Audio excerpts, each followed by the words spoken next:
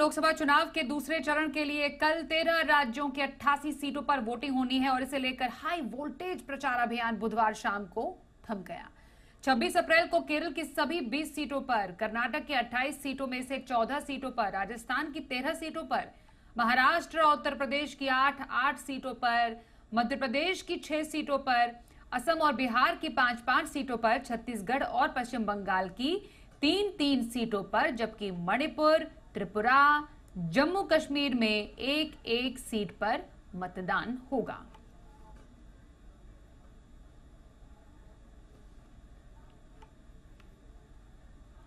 हमारे साथ जी मीडिया संवाददाता अनुवेश रथ है। अनुवेश, लोकसभा चुनाव लोकतंत्र के सबसे बड़े पर्व का दूसरा चरण कल है और कई राज्यों की महत्वपूर्ण सीटों पर दूसरे चरण का मतदान होना है।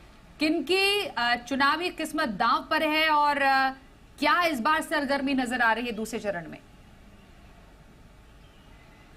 देखिए जी, बिल्कुल सही कहा आपने कि इस बार जो लोकसभा का 18वीं लोकसभा के जो चुनाव है उसका दूसरा चरण होना है, वोटिंग होनी है। इसमें अगर आप देखा जाए तो लगभग 89 सीट्स पर वोटिंग होगी जो कि 13 अलग अलग राज्यों में होंगी।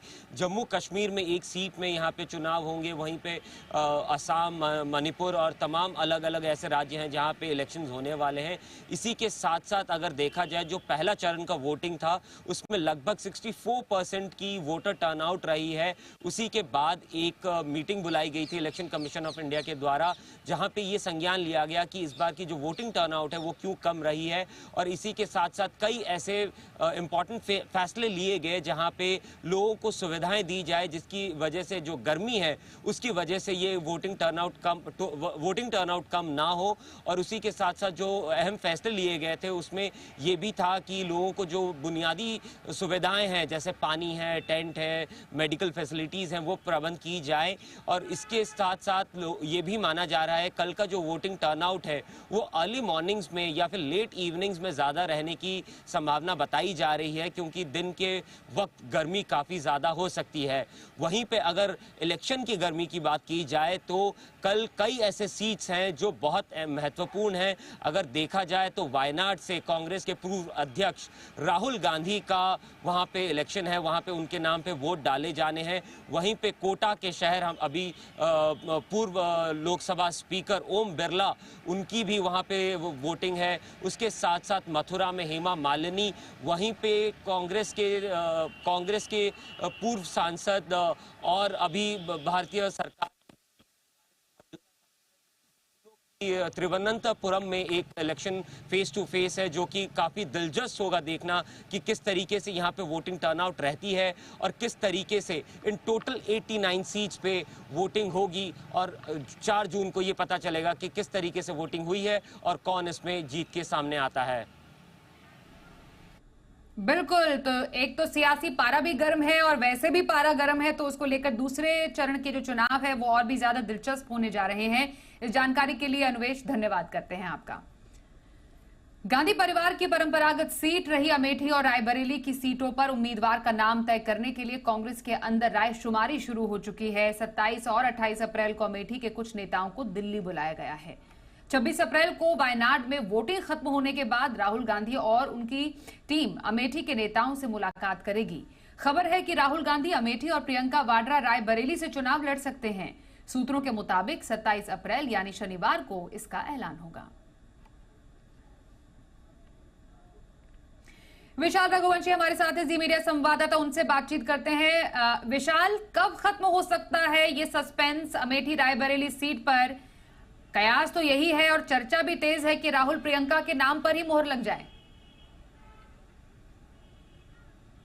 देखिए, बिल्कुल ये कहा जा रहा है कि 26 तारीख चूंकि कल वायनाड में चुनाव हो जाएगा, ऐसे में राहुल गांधी 27 या 28 तारीख में अमेठी के तमाम नेताओं से मुलाकात करेंगे। और ये भी कहा जा रहा है कि प्रियंका गांधी और राहुल गांधी दोनों का जो नाम है वो 27 या 28 में अनाउंस कर दिया जाएगा और 1 तारीख को राहुल गांधी अमेठी से अपना नामांकन दाखिल करेंगे। उसी वक्त प्रियंका गांधी भी रायबरेली से अपना नामांकन दाखिल कर सकती है। इसको लेकर तैयारी कर ली गई है।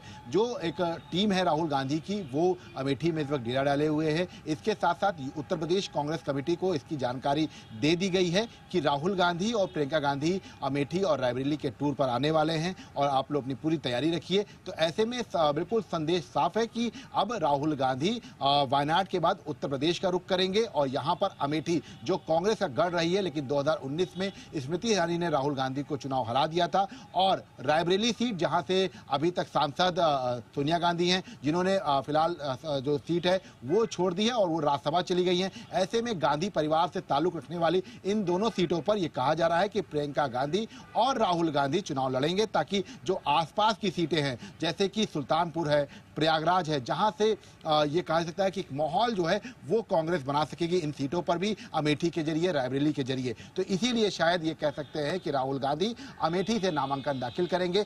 1 तारीख को ये कहा जा रहा है कि 1 मई को नामांकन दाखिल करेंगे। इस दौरान ये भी खबर आ रही है कि वो जब अमेठी और रायबरेली के लिए आएंगे तो हो सकता है उस वक्त अयोध्या भी जाएं, जाके रामलला के दर्शन भी करें। इस तरह का भी एक एक मैसेज है वो देने की कोशिश राहुल और प्रियंका कर सकते हैं। तो फिलहाल ये तय हो गया है लगभग कि गांधी परिवार के ही मेंबर चुनाव लड़ेंगे और अमेठी और रायबरेली सीट जो है वो राहुल गांधी और प्रियंका गांधी के लिए जो है बिल्कुल उपयुक्त बताई जा रही है और इसीलिए पूरी तैयारी जो है कांग्रेस की तरफ से की जा रही है।